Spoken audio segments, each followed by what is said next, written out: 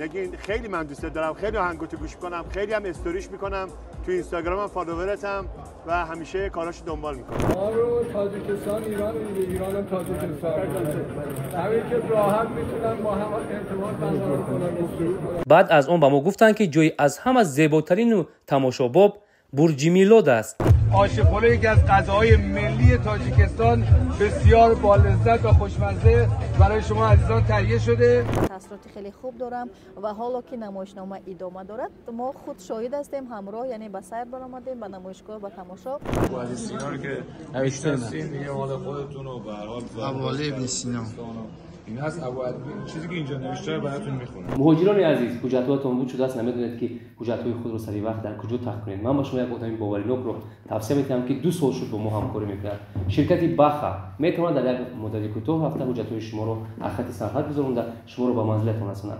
زنگ زنید فقط. دوستان عزیز، عین حال ما در فرودگاه بین المللی قرار داریم. نگفته نماند که در نوارهای من بعد ما حتما از رفتی سفر از شهرهایی که دیدن می‌نماییم حتما با شما گزارش میدیم. همین طوره؟ بله، با ما روی صفحه دوستان. خیر.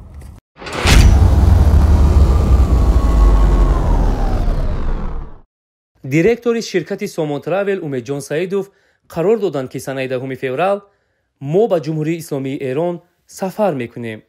در این سفر همراه ما بودند ژورنالیستان نصیبه رستم، فروخ صابرزاده، مهراب قربان و بنده رستم عظیمی و همچنین از دیگر شرکت‌های سیاحی نمایندگان در این سفر ما را شریک بودند. ما بعد 2 ساعتی پرواز به فرودگاه شهر تهران رسیدیم.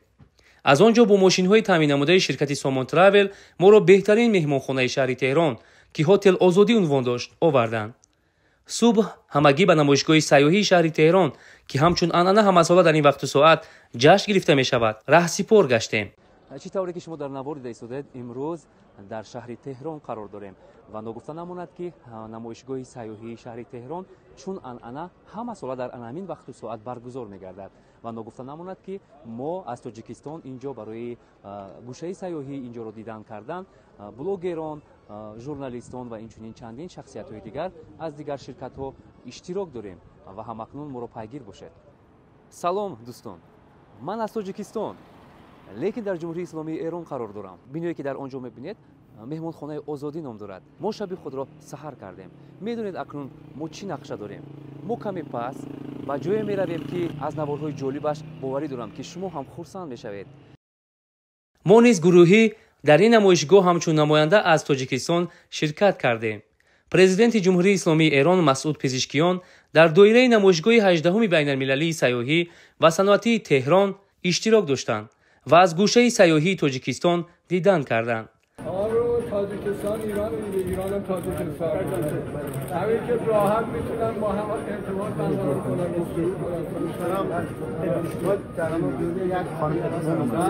تجارتکاران مشهور نیز در این نمایشگاه مهمان گشتند. ما با گروه کاری از هر گوشه سیاحی نظر دوخته در باب همکاری ها و محبت به اندازه مردم این سرزمین نسبت به تاجیکان هم صحبت گشتیم. نمایشگاه 4 روز ادامه نمود و ما نیز در گوشه جایهای تاریخی و سیاحی تاجیکستان را بهر ایشان معلومات داده دعوت به عمل آوردیم که مهمانی سرزمین ما تاجیکان گردند. رستم با هواس تماشا کرده ماشین میگیری چی؟ دوستان عزیز، ماشین مدل های نهایت قیمت ترین در اینجا به نمایش هستند و هر نفری که اگر میخواد که با مبلغ کلان این ماشین رو خرید کنه برد خواهد. سلام، حال شما خوب است؟ چی نام دارید؟ من خانم کریمی هستم. از این که شرکت کردیم غرفه داریم خیلی خوشحالم. سلام و درود ما بر رئیس جمهور شما. خیلی ایشون فوق العاده هستن، خیلی خوب هستن. من تو این استا دنبالشون میکنم. از این که سنتی که بین ما و شماست، جشن‌های نوروز، رقص‌های نوروز، کلاً اینا رو ایشون ارج میذاره. من از این بابت از ایشون خیلی خوشحالم. سلام ما رو خدمتشون برسونید. امیدوارم بتونم اینجا زیارتشون کنم. تشکر. خدا خواهد. قربون شما، متشکرم. آقای سعید دارابی، شما از هنرمندان تاجیک هم کسا میشناسید؟ بله، من نگین امانقلوور سرآینده خواننده بسیار خوب تاجیکستان رو می‌بینم. اخیراً هم کنسرتش در فرانسه با وحید تاج و سارا ناینی رو دیدم. بله. بسیار عالی بود. من واقعا علاقه دارم بهش، خیلی دوستش دارم. چه پیغام با نگین امانقلوور میرسونید؟ چه پیغامی داره؟ نگین خیلی من دوست دارم، خیلی آهنگاتو گوش میکنم، خیلی هم استوریش میکنم، تو اینستاگرامم فالوورتم و همیشه کاراشو دنبال میکنم. آهنگاش هم دانلود کردم، همه رو دیدم. بهترین. شما باری به تاجیکستان آمده بودید؟ من تاجیکستان نیومدم ولی حتما سال دیگه میام برای دیدن تاجیکستان، چون عاشق تاجیکستانم، عاشق زبان و فرهنگ فارسی ام. ما شما رو منتظریم. چی نام دارید؟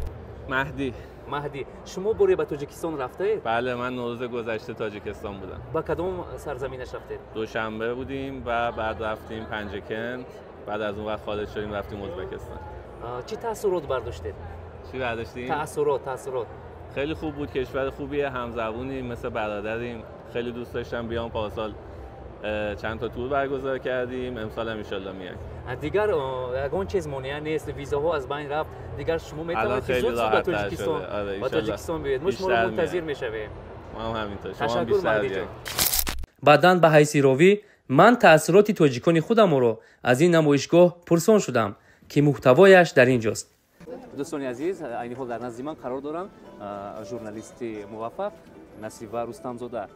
همگان خوب میدونن که در تلویزیون سینما یکی از فعالترین ژورنالیستان هستند و این روز شما را خوش آمدید میگیم اولا. و شما همچون یک نماینده از تاجیکستان در اینجا شرکت دارید، چی تاثیرات برداشتید؟ واقعا شما درست قید کردید. ما نماینده از وسایل اخباری عامه تاجیکستان آمدیم و نمایشگاه سیاحی جمهوری اسلامی ایران و شهر تهران و تاثیرات خیلی خوب دارم و حالا که نمایشنامه ادامه دارد ما خود شاهد هستیم، همراه یعنی به سیر برآمدیم به نمایشگاه به تماشا و خیلی تاثیرات خوب و از بسیار نوگانی ها با خبر شدیم. همینطوره امیدوارم باز در رفتی یعنی نمایشنامه و سفر خویش باز معلومات های بیشتر میدیم به تماشاگران رسانه شما. صحیفه شما نگفتم ما که دوستان عزیز ما در پایتخت جمهوری اسلامی ایران شهر تهران قرار داریم. سلام از تهران.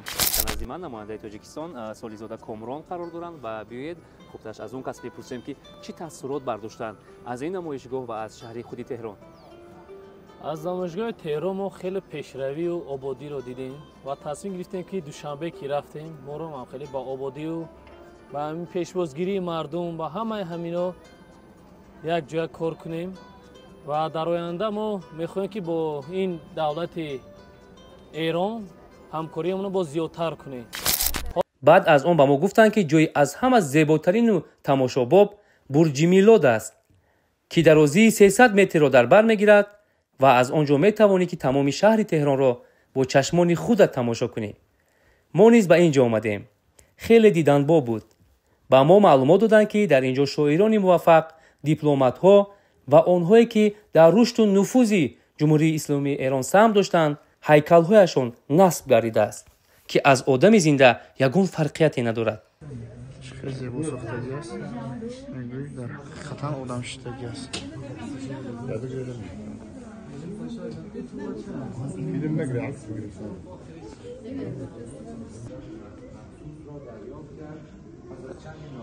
شاه قاجار تحت تاثیر آثار او قرار گرفت و خود به شاگردی او درآمد. در ابتدا به لقب نقاش باشی و سپس به لقب کمال‌الملک منصوب شد. کمال‌الملک در مدت حضور در دربار 170 تابلو نقاشی کشید که معروف‌ترین آنها تالار آینه است و اولین تابلویی است که آن را با عنوان کمال‌الملک امضا کرده است. بهترین نیما یوشیچ میشناسیم دیگه، پدر شعر نو میگن. علی اسفندیاری مشهور به نیما یوشیچ شاعر معاصر ایرانی و ملقب به پدر شعر نو فارسی است و بنیانگذار شعر نو است. قهرمان جهان و المپیک، غلامرضا تختی پهلوان کشتیگیر ایران. سهراب سپهری یکی از دیگر شاعران معروف شعر نو فارسی.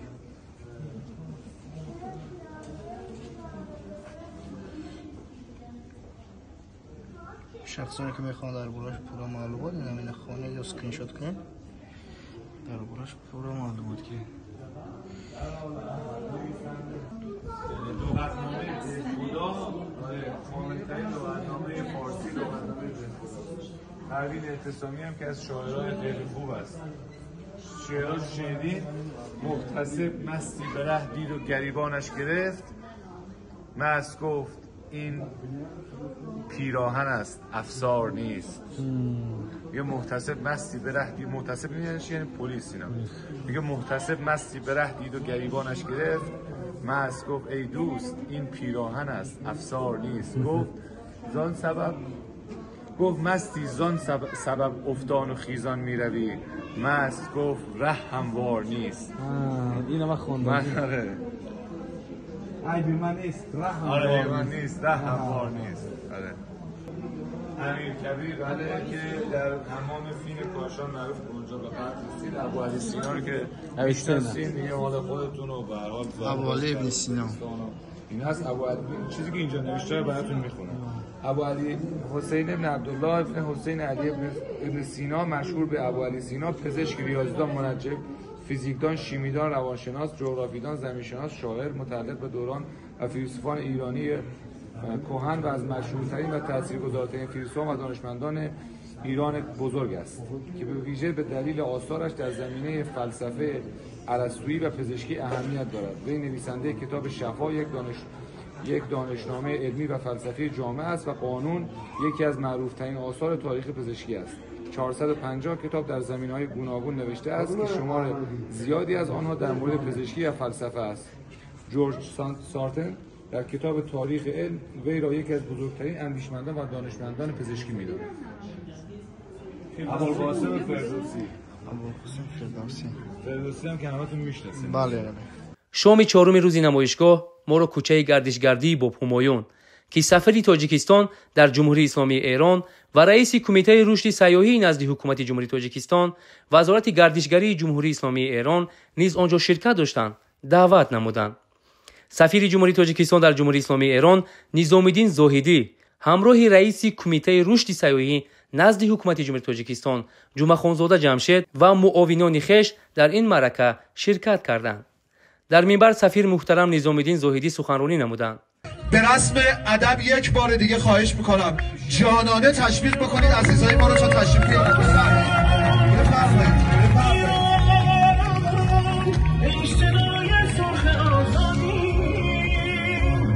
بعد از آن با آقای مهدی که راهبر کوچه گردشگری با همایون هستند جامعه تاجیکی و تاقی تاجیکی هدیه نمودند. بیایید در نوار با چشم خود ببینیم.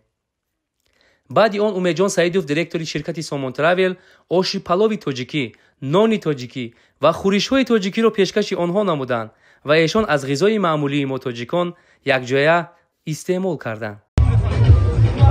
ایرانیان عزیز بسیار خوش آمدید در گذر گردشگری باب همایون به مدیریت جناب مهدی آقای نحوی عزیز در خدمت بزرگواران و سروران عزیز، وزیر محترم گردشگری تاجیکستان جناب آقای جمعه خانزاده، سفیر محترم جمهوری تاجیکستان در ایران جناب آقای دکتر زاهدی، جناب آقای دلشاد و دیگر سروران گرامی هستیم.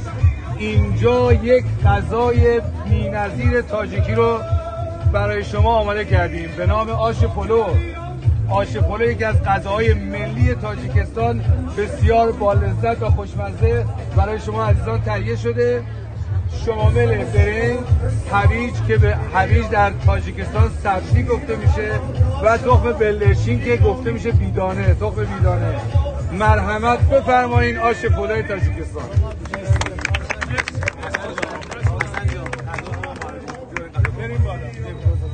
با راهنوردی امیدجان سعیدوف سنه 14 فوریه ما به 3 گروه تقسیم شدیم.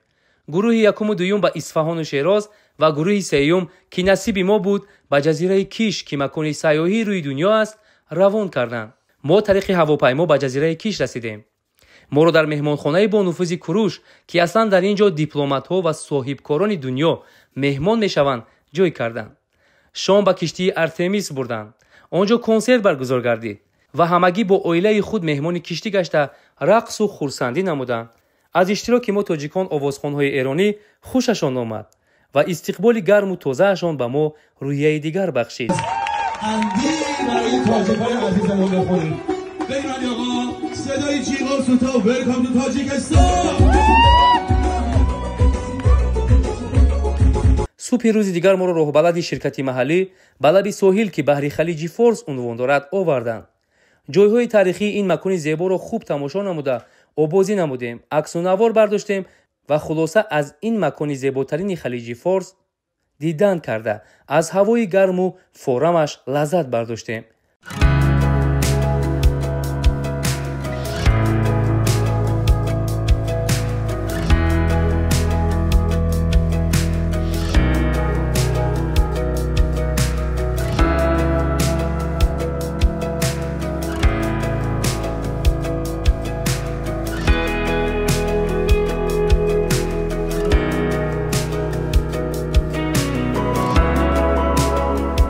3 روز مهمان جزیره کیش گشتیم. خوراکایش به عجب بمزه. مهمانداری و خدمترسانیش در سطح عالی. قرار شد که سنه 17 فوریه ما باید طریق هواپیما از جزیره کیش به تهران پرواز کنیم و همین طور هم شد. یک شب خوش را در مهمانخانه انیخترش در آغوش تهران مهمانواز سحر نموده، صبح روز دیگر طریق هواپیما به تاجیکستان با خاطره‌های زیاد و تأثیرات بی‌بها برگشتیم.